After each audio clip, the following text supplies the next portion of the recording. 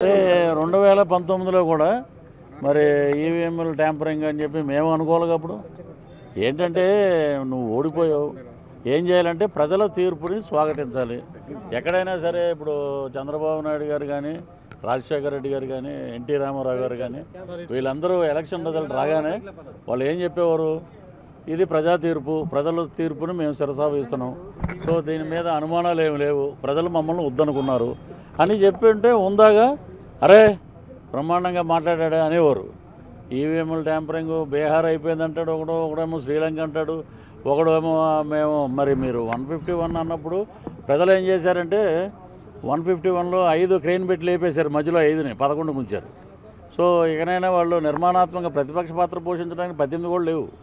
So అటు పాలకపక్షమైనా ప్రతిపక్షమైనా మా పవన్ కళ్యాణ్ గారే ఒక అద్భుతమైన పరిపాలనకి నాంది పలికింది.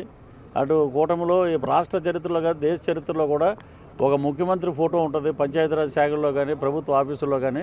ఈ రోజున ఒక పక్కన చంద్రబాబు నాయుడు గారు సీఎం, ఓ పక్కన పవన్ కళ్యాణ్ గారు డిప్యూటీ సీఎం, 2 ఫోటోలు ప్రతి ఆఫీసుల్లో ఉంటున్నాయి.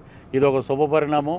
రాష్ట్రంలో కార్యకర్తలందరూ బ్రహ్మాండంగా మేము అద్భుతమైన ఏదైతే అనుకున్నామో దానికే మహిళలు అలాగే అన్ని కుల మతాలకు అతీతంగా మేము ఓట్లు ఇచ్చాం, దాని ప్రకారంగా పరిపాలన ఉంటుందని చెప్పి అందరూ ఆనందంలో ఉన్నారు.